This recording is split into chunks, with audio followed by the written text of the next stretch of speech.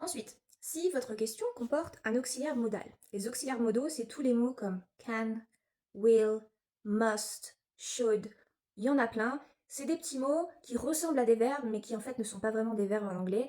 Ils servent souvent à former une conjugaison, ou parfois ils veulent dire quelque chose, comme par exemple can, ça veut dire pouvoir, sauf que en anglais, c'est un auxiliaire, c'est pas un verbe. Donc s'il y a un auxiliaire modal dans votre phrase, ça va suivre la même construction que celle que j'ai dit juste avant. Auxiliaire, sujet, verbe.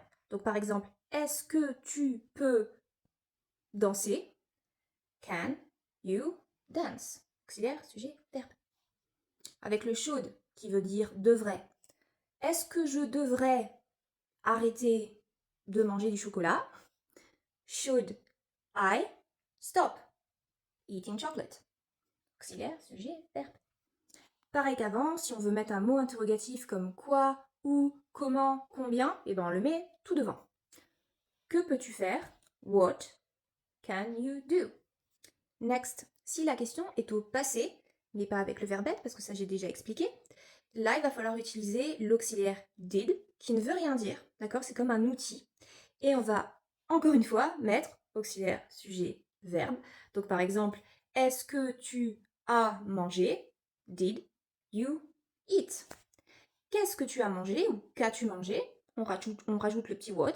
What did you eat? Je donne toujours des exemples avec you, mais ça peut être une autre personne. Si on parle au présent, le présent simple, vérité générale, fréquence, etc. Est-ce que tu fais ça en général? Est-ce que machin? Là, on va utiliser l'auxiliaire do. Pareil, il veut rien dire, hein, juste un outil. Et ça va faire auxiliaire, sujet, verbe. Commencez à comprendre le truc. Hein. Est-ce que tu aimes le café? Do you like coffee?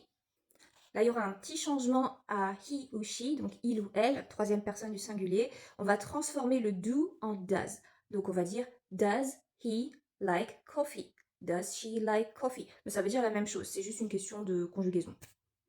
Et enfin, ça y est, on y arrive, si on utilise un temps où il y a l'auxiliaire avoir, have. Donc par exemple, le present perfect. Je ne vais pas tout expliquer sur le present perfect parce que c'est super long, donc ça sera pour une autre vidéo. Mais le present perfect, c'est par exemple I have finished. Et bien pour faire la question, qu'est-ce qu'on fait? Auxiliaire, sujet, verbe, sauf que là l'auxiliaire c'est have, donc ça fera have you finished? Have you eaten? Etc. etc. Donc forcément, si c'est la première fois que vous entendez parler de ces trucs, qu'on vous explique ça, vous allez dire c'est quoi tout ça? Ça fait beaucoup d'informations, c'est normal. Après, il faut décortiquer un peu, diviser la vidéo un peu si vous en avez besoin, et puis laisser digérer un petit peu tout ça. J'ai fait le plus court que j'ai pu. Bye!